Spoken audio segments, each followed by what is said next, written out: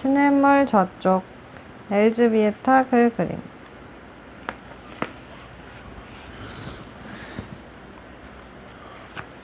금강이와 초롱이는 매일 함께 놉니다. 어떤 날은 시냇물 이쪽 금강이 동네에서 놀고 어떤 날은 시냇물 저쪽 초롱이 동네에서 놀지요.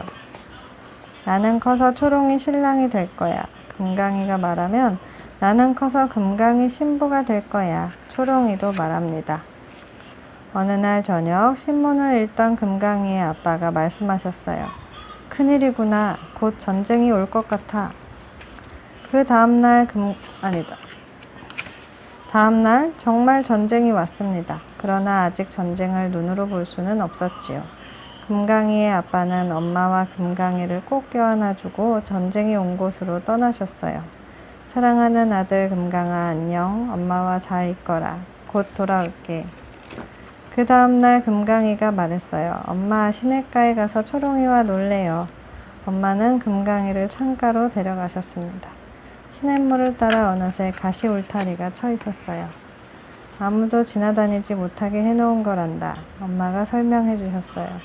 초롱이도 못 와요? 쉿! 앞으로 초롱이 얘기를 하면 안 돼. 엄마가 속삭이셨어요. 왜요? 초롱이는 우리 편이 아닌 곳에 살기 때문이란다. 전쟁이 어디 있는데요? 금강이가 물었습니다. 전쟁 보고 가시 울타리를 치우라고 할래요. 그리고 멀리 가버리라고 할래요. 하지만 엄마는 그렇게 할 수 없다고 고개를 저으셨어요. 전쟁은 너무너무 컸고 누구의 이야기도 듣지 않았어요. 사람들은 전쟁이 오고 가는 소리를 들었습니다. 전쟁은 굉장한 소리를 내며 큰 불을 질렀고 모든 것을 부숴버렸습니다. 전쟁이 너무 오래 계속되어서 영원히 끝날 것 같지 않았어요. 그러던 어느 날 마침내 전쟁의 소리가 들리지 않게 되었습니다. 시끄러운 소란 대신 깊고 깊은 고요함이 찾아왔어요. 그날 금강이의 아빠도 돌아오셨습니다. 아빠는 몹시 지쳐 보였어요. 드디어 전쟁이 끝났단다. 그렇지만 시냇가에는 여전히 가시 울타리가 쳐 있었습니다. 금강이가 소리쳤습니다. 아니에요. 전쟁은 가지 않았어요. 아빠, 왜 전쟁을 쫓아버리지 않으셨어요? 아빠는 한숨을 쉬셨습니다. 나의 아들아, 전쟁을 영원히 쫓아버릴 수는 없단다. 가끔 잠을 자게는 할 수 있지. 전쟁이 잠을 잘 때는 다시 깨어나지 않게 모두들 조심해야 한단다. 내가 초롱이랑 너무 시끄럽게 놀아서 전쟁을 깨웠나요? 금강이가 물었습니다. 그건 아니란다. 엄마가 대답하셨어요. 아이들은 전쟁을 깨우지 않는단다. 엄마 여기 뭐가 있어? 집어서 막 파이냐고. 금강이는 시냇가 풀밭으로 나갔어요. 전쟁이 일어나기 전에 초롱이와 자주 놀던 곳이지요. 금강이는 가시 울타리를 따라 한참을 걸었습니다. 그런데 어디선가 초롱이가 부르는 소리가 들려왔어요. 초롱이가 가시 울타리에 작은 구멍을 내고 시냇물을 건너오고 있었던 거예요. 끝.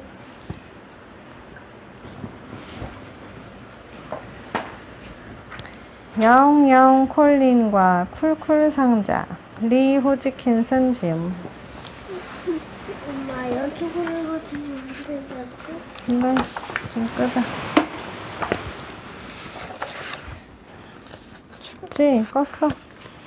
콜리는 잠자리가 따로 없어요. 아니, 사실 콜리는 집도 없어요. 그게 별 문제는 아니에요. 콜리는 할 일이 아주 많거든요. 폴짝폴짝 뛰기, 짭짭 핥기, 멋지게 균형 잡기, 귀여운 표정 짓기. 하지만 가끔은 문제가 돼요.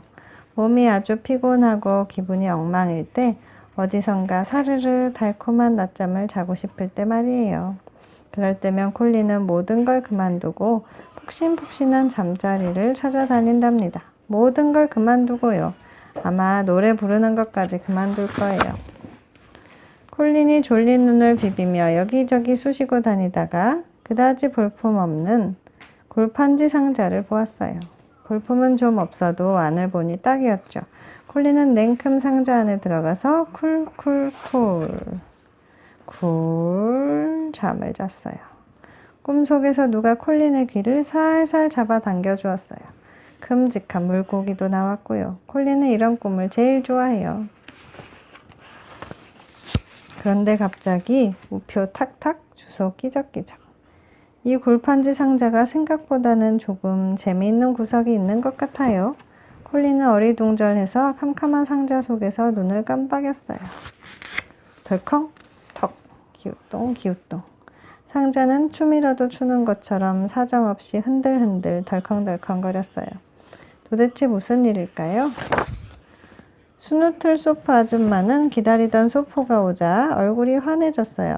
세상에서 가장 큰 찻주전자가 드디어 손에 들어왔으니까요. 하지만 아줌마는 상자를 열어보고 깜짝 놀랐어요. 놀란 건 콜린도 마찬가지였어요. 내가 주문한 건 이게 아니야! 아줌마가 소리쳤어요. 이런 고양이 따위는 싫어! 당장 되돌려 보내겠어!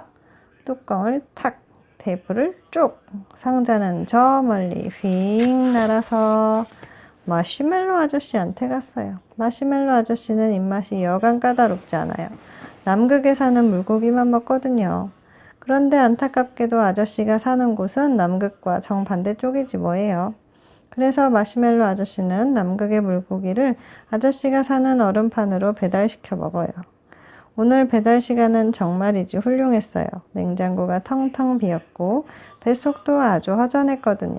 그러니 마시멜로 아저씨가 실망한 건 당연한 일이겠죠? 물고기는 한 마리도 없고 멍텅구리 고양이만 있다니.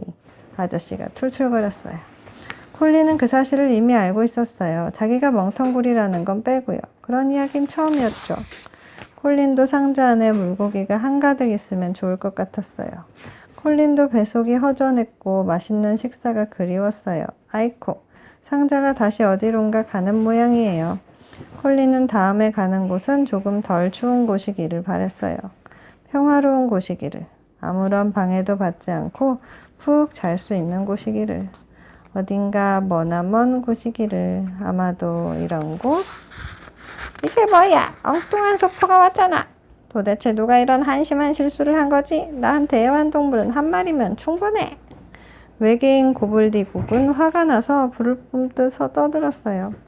리모컨 딸린 우주나비를 벌써 몇 광년째 기다렸거든요. 콜린은 궁금했어요. 내가 지금 고양이 최초로 우주를 날고 있는 건가? 아니면 잠이 들어서 꿈을 꾸고 있는 걸까?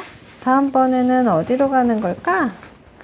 하지만 어디를 가도 판에 박은 듯이 똑같았어요. 콜린은 슬슬 지겨워지기 시작했어요. 상자가 떠날 때마다 콜린은 잠이 들었어요. 그러다 누군가 상자를 열어 번쩍 콜린의 잠을 깨우고 말똥말똥한 눈으로 안을 들여다본 뒤 소리를 질렀죠. 내가 원하는 건 이 고양이가 아니야. 내가 원하는 건 따끔따끔한 가시식물, 아니면 공룡알, 아니면 거대한 분홍색 오리발. 불쌍한 콜린. 콜린이 바란 건 그저 평화와 고요뿐인데, 콜린이 바란 건 그저 아무 걱정 없이 오다 가다 마련한 잠자리에서 눈을 잠깐 붙이는 게 전부인데, 그게 그렇게 지나친 바람일까요? 잠들만 하면 깨서는 이런 건 아무 쓸데없다는 성난 불평만 들었으니까요. 세상에 누가, 그 어느 누가 그런 말을 듣고 싶겠어요. 콜린은 더 이상 참을 수 없어서 방법을 궁리했어요. 두 눈을 부릅뜨고 기다리다가 다음번에 상자가 열리면 바깥으로 펄쩍 뛰어나가서 달아나는 거였죠. 그런데 이번에 상자가 도착한 곳은 아무것도 주문하지 않은 플랩잭 할머니네였어요. 플랩잭 할머니는 여태 한 번도 재미있는 우편물을 받아본 적이 없었어요. 그런데 바깥을 보니 문 앞에 웬 큼직한 소포가 와 있지 않겠어요? 아마 잘못 온 거겠지. 할머니가 수수께끼의 상자를 열자 심통 가득한 콜린이 펄쩍 튀어나와서 사뿐 내려앉아 보니 폭신한 쿠션이었어요. 고개를 들어보니 다정한 얼굴도 보였고요. 아, 지금까지 하고는 다른걸? 난 옛날부터 고양이가 좋았어. 플랩잭 할머니가 말했어요. 신기한 일이지 뭐예요. 콜린도 옛날부터 플랩잭 할머니가 좋았거든요. 하지만 전에는 할머니 이름을 몰랐어요. 할머니는 콜린을 쓰다듬어주고 털도 빗겨주고 밥도 주었어요. 그러고는 호강에 빠진 고양이를 쿠션 위에 도로 올려놓았죠. 콜린은 배도 볼록해졌고 할머니가 톡톡 당겨준 두 귀도 시원했어요. 아, 콜리는 몸도 마음도 너무나 편한 폭은 아늑했어요. 이럴 때 콜린이 할 일은 딱 한 가지였죠. 하품을 쭉 하는 것. 엄마도 했다. 늦었지만 이제야말로 늘어지게 낮잠을 잘 때가 된 것 같아요. 깨우지 마세요. 끝. 수민이의 과자회사, 글 박서영, 그림 유준재. 수민이는 자전거를 잃어버렸어요. 집 앞에 세워두었는데 그만 누가 가져가 버린 거예요. 자전거를 잘 잠가 놓았어야지. 네가 잘못해서 생긴 일이니까 다시 사줄 순 없어. 수민이는 정말 속상했어요. 어떻게 하지? 자전거가 꼭 필요한데. 그래, 내가 돈을 벌어서 사는 거야. 어떻게 하면 돈을 벌 수 있을까?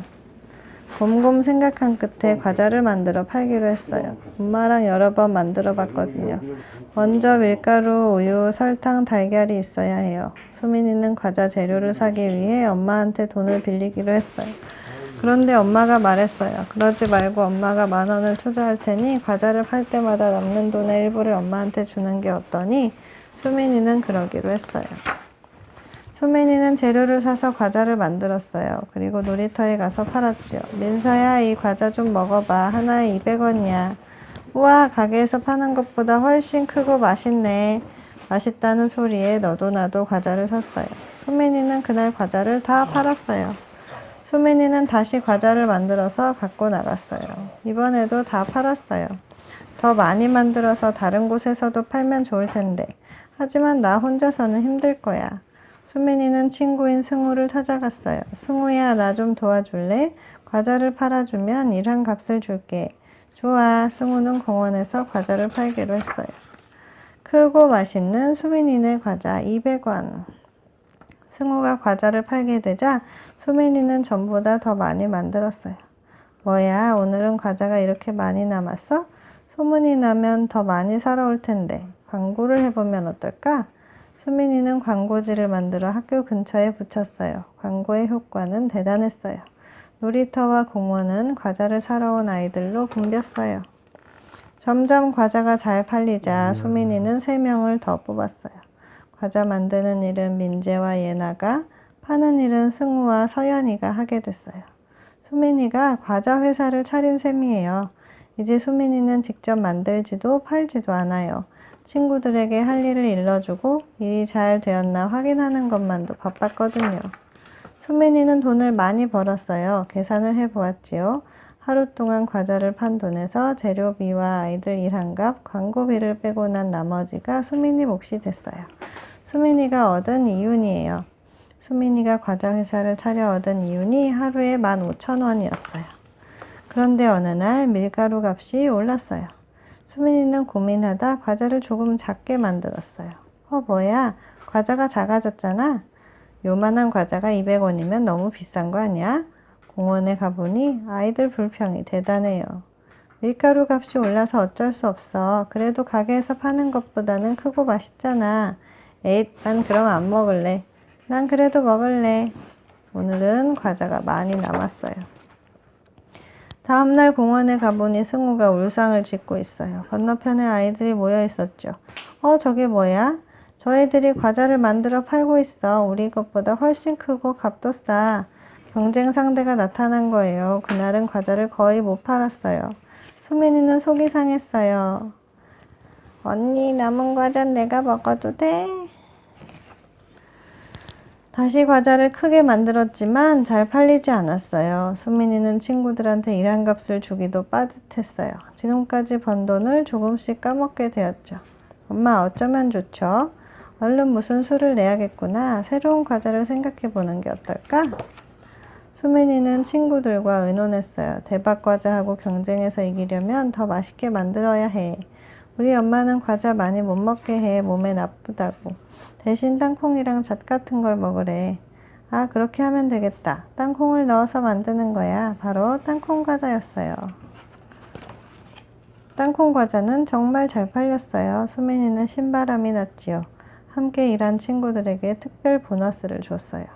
수민이는 드디어 자전거를 사게 되었어요. 보육원에도 장난감을 사다 주었어요.